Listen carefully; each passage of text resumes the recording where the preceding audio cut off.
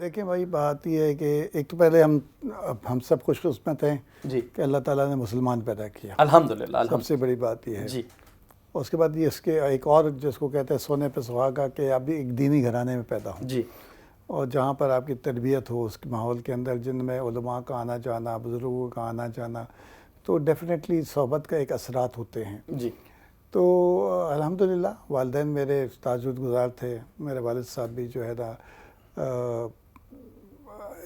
آخر وقت میں ان کا پیرالسس ہو گیا تھا۔